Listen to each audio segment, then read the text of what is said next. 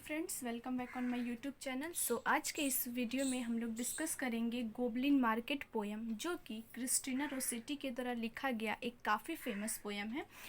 इस वीडियो में हम लोग जो ये पोयम है गोबलिन मार्केट, उसका क्रिटिकल एप्रिशिएशन देखेंगे। अगर कोई भी क्वेश्चन आए एग्ज़ाम में तो आप ये आंसर लिख सकते हैं, क्योंकि ये क्रिटिकल एप्रिशिएशन है। ये पूरा पोयम का ओवरऑल व्यू जो है इसमें मैं बता दूँगी।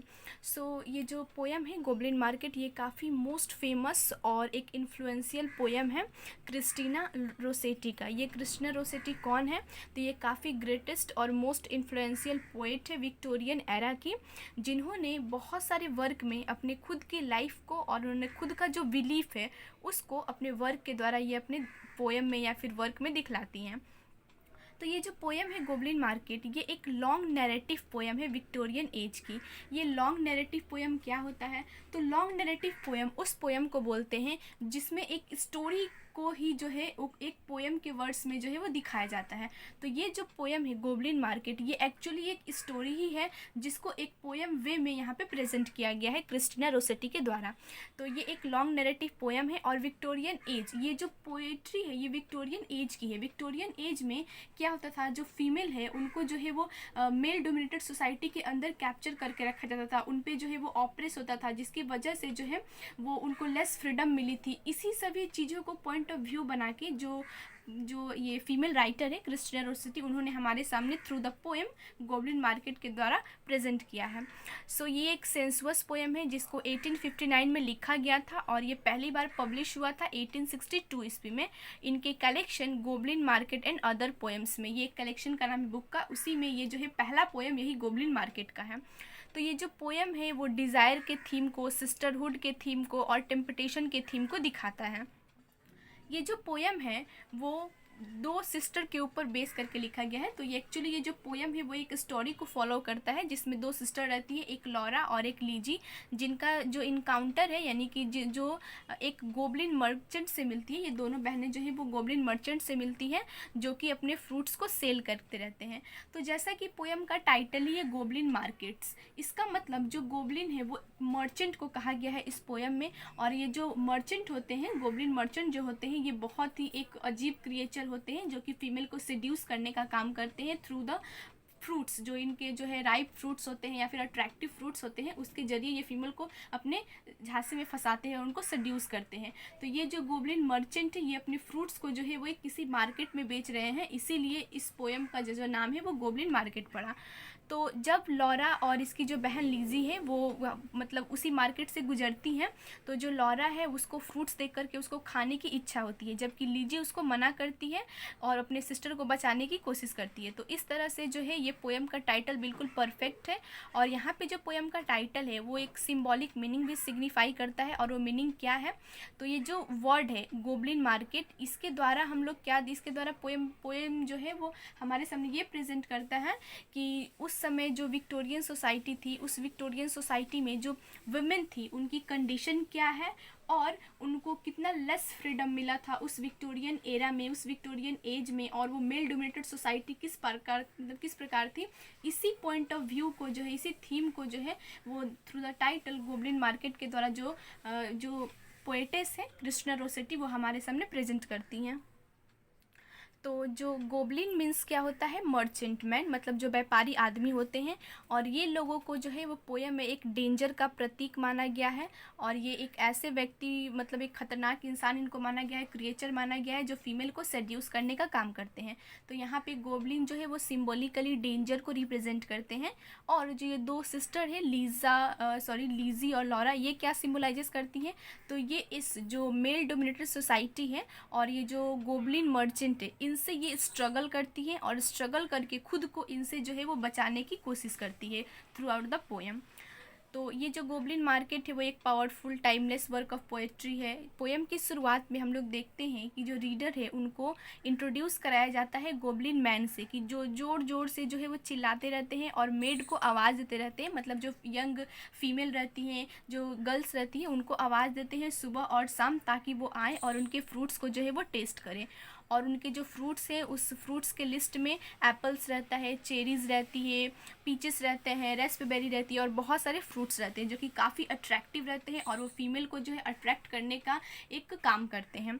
और जिससे वो अट्रैक्ट होकर के इस गोब्लिन मर्चेंट के झांसे में आ जाती है और वो उन्हें सड्यूस कर लेते हैं। सो इस तरह से जो गोब्लिन मैन हैं उनको अपने बहुत अच्छी अच्छी लैंग्वेज के द्वारा, भाषाओं के द्वारा, मीठी मीठी बोली के द्वारा वो क्या करते हैं, उनको अपनी तरफ अट्रैक्ट करते हैं फीमेल को, ताकि वो आएँ और उनके फ्रूट्स को खरीदें। और यही कारण है, इसी वजह से जो गोब्लिन मार्केट में से जब लॉरा और लीजी दोनों जो सिस्टर जब गुजरती हैं तो वो भी उनकी आवाज़ को सुन करके काफ़ी ज़्यादा जो है वो उनके तरफ अट्रैक्ट हो जाती हैं। बट जो यहाँ पे जो लॉरा है वो पर्टिकुलरली जो है वो कैप्टिवेटेड हो जाती है उसके फ्रूट्स को खाने के लिए, और उसका डिज़ायर होता है कि वो उस फ्रूट्स को टेस्ट करे। लेकिन लीजी जो है वो काफ़ी ज़्यादा कॉन्शियस रहती है, समझदार रहती है, और उसे पता होता है कि वो बहुत ही ईविल पर्सन है जो गोब्लिन से, इसीलिए क्या करती है वो जो है वो अपनी सिस्टर को मना करती है कि वो उन जो फ्रूट्स खाने की डिज़ायर ना रखे और उस मार्केट से जल्दी निकले, क्योंकि अगर ज़्यादा देर तक वो रहेंगी तो वो उसके झांसे में आ जाएगी। तो इस तरह से जो है लॉरा अपने आप को रोक नहीं पाती है, जो गोब्लिन मर्चेंट से उनकी आवाज़ को सुन करके और उनके जो वॉइस को सुन करके किस तरह से वो बोलते हैं कि आओ उनके फ्रूट्स को टेस्ट करो।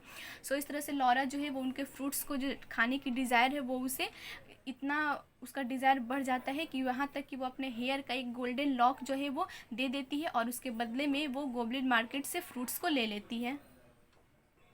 और जब लॉरा उस फ्रूट्स को खाती है तो उसे काफ़ी ज़्यादा डिलीशियस वो फ्रूट्स लगता है और वो खा करके काफ़ी ज़्यादा उसे अच्छा लगता है। लेकिन कुछ ही समय बाद जो है वो उसकी जो हेल्थ है वो धीरे धीरे बिगड़ने लगती है, उसको इलनेस जैसा महसूस होने लगता है और वो फ्रूट्स खाने के लिए काफ़ी ज़्यादा डिज़ायरेबल हो जाती है, उसकी चाहत बहुत ज़्यादा बढ़ जाती है। तो ये जो चीज़ हुआ ये क्या इंडिकेट करता है, तो वो गोब्लिन मेन का जो डेंजरस नेचर है उसको इंडिकेट करता है और उनका फ्रूट्स जो है वो कितना डेंजरस है उसको दिखाता है। हालांकि जो लॉरा है वो फ्रूट्स को खा करके बहुत ज़्यादा एडिक्टेड हो जाती है उस फ्रूट्स के लिए, उस गोब्लिन मार्केट्स के फ्रूट के लिए, और वो कंटिन्यूअसली जो है फ्रूट्स खाने की डिज़ायर करती है। और जब उसे नहीं मिलता है वो फ्रूट्स तो उसकी जो हालत है वो फिज़िकल कंडीशन धीरे धीरे वो ख़राब होने लगती है। हालांकि जो उसके सिस्टर है लीजी, वो उस फ्रूट्स के सीड्स को जो है वो ज़मीन में रोप करके उसे फ्रूट्स उगाने की कोशिश करती है, लेकिन कोई फ़ायदा नहीं होता है, फ्रूट्स उससे नहीं उगते हैं। इस तरह से जब उसकी कंडीशन बहुत ज़्यादा ख़राब होने लगती है तब उसे याद आता है अपनी एक फ्रेंड्स के बारे में जिसका नाम था जेनी। उसने भी इस गोब्लिन फ्रूट्स को खा लिया था और कुछ ही समय के बाद जो है उसकी काफ़ी ट्रेजिकली डेथ हो गई थी। तो ये सोच करके उसे बहुत ज़्यादा तकलीफ़ होता है क्योंकि उसकी सिस्टर भी अब वो फ्रूट्स खा चुकी है और उसको भी उस चीज़ की हैबिट पड़ चुकी है और उसकी डिज़ायर हो चुकी है, जिसकी वजह से जो लीजी है वो अपने सिस्टर को प्रोटेक्ट करने की हर तरह से कोशिश करती है। उसी वक्त जो है उसे गोब्लिन्स मैन की दोबारा आवाज़ सुनाई देती है, जिसकी वजह से वो अपने आप को प्रोटेक्ट करने के लिए अपने कान को ढक लेती है ताकि वो उनकी आवाज़ को ना सुन सके और उनकी अपील को वो ना सुन सके। इस तरह से बहुत कोशिश करने के बावजूद भी जो लॉरा है उसकी जब कंडीशन ठीक नहीं हो पाती है तो जो लीजी है वो ये डिसीजन लेती है कि वो जाएगी उस गोब्लिन मार्केट्स और अपने सिस्टर के लिए जो है वो फ्रूट्स लेकर के आएगी। तो इस तरह से जो उसका डिसीज़न था एक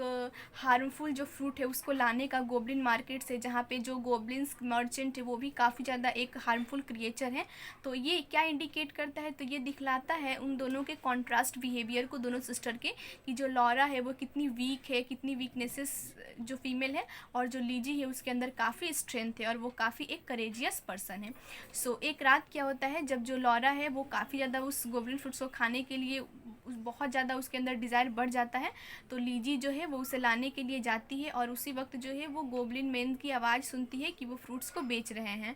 तो जो उसे रियलाइज़ होता है कि बिना उस फ्रूट्स को खाए जो है उसके सिस्टर की हालत बहुत ख़राब होती जा रही है, इसीलिए वो क्या करती है, वो उसे अकेला नहीं छोड़ सकती और वो चली जाती है बाहर उसके लिए जो है कुछ ख़रीदने के लिए, यानी कि वो जो फ्रूट्स है उसको ख़रीद करके लाने के लिए लॉरा के लिए जो लीजी है वो चली जाती है। तो लीजी का जो इनकाउंटर है वही गोब्लिन्स मर्चेंट से होता है, जो जिसने उसकी बहन लॉरा को जो है अपने झांसे में फंसाया था और उसको सेड्यूस किया था through the goblin fruits.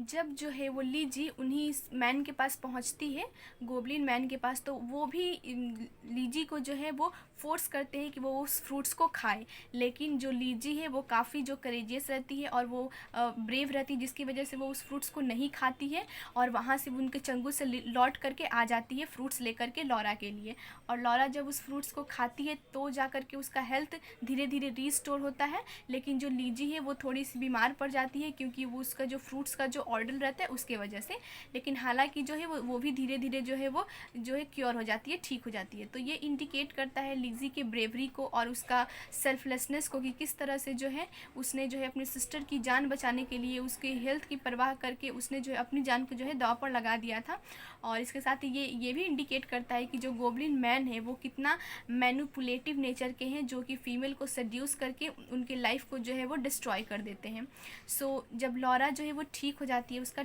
Health ठीक हो जाता है, तो जो दोनों सिस्टर है लॉरा और लीजी, वो एक ये कसम खाती हैं कि वो दोबारा जो है वो कभी भी गोब्लिन मैन की आवाज़ को नहीं सुनेंगी। सो इस तरह से जो है वो गोब्लिन फ्रूट्स की मेमोरी जो है उनके अंदर से धीरे धीरे ख़त्म हो जाती है, और वो दोनों जो है एक हैप्पी लाइफ जो है वो इंजॉय करने लगती हैं, और वो गोब्लिन मार्केट के डेंजर से काफ़ी दूर जा चुकी होती हैं और उस सब चीज़ को भूल चुकी होती हैं। सो ये इंडिकेट करता है इम्पॉर्टेंस ऑफ लर्निंग को, कि हमें जो है ये ओवरऑल इसका मोरल स्टोरी क्या हुआ पोएम का, तो ये स्टोरी जो है वो हमें बताता है, यानी कि जो लॉन्ग नरेटिव पोएम है मीन्स लाइक दैट स्टोरी, वो हमें इंडिकेट करता है कि हमें अपनी जो है वो गलती से सीखना एक बहुत बड़ी चीज़ है, और हमें हमेशा जो है अपने बड़ों का वार्निंग को सुनना चाहिए। उनके जो वो भी जो कुछ बोलते हैं उनकी बात माननी चाहिए, चाहे हमारे सिस्टर हो चाहे हमारे पेरेंट्स हो, सबकी बातों को सुनना चाहिए। सो इस तरह से ये जो पोएम है एट द एंड सिस्टरहुड के थीम को, लॉयल्टी के थीम को और सेक्रीफाइस के थीम को दिखलाता है, और ये जो है वो जेंडर रोल को भी इंडिकेट करता है, और इसके साथ ही वुमेन का रेस्ट्रिक्शन जो है विक्टोरियन सोसाइटी में उसको भी इंडिकेट करता है through the character of Laura and लीजी।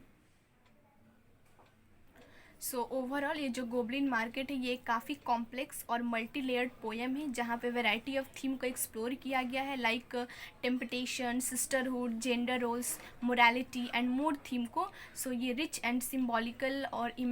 Rich imagery वाला पोएम है, जो कि कंटिन्यू जो है वो रीडर्स को कैप्टिवेट करता है, और स्कॉलर्स को आज भी कि वो इस पोएम को जो पढ़ने के लिए अट्रैक्टिव करता है through out the title. So I hope आप लोगों को जो है वो आंसर समझ में आ गया होगा, एंड अगर और भी क्वेश्चन में कोई क्वेरी हो तो प्लीज़ कमेंट करिए, and thank you, and please subscribe my channel for next video.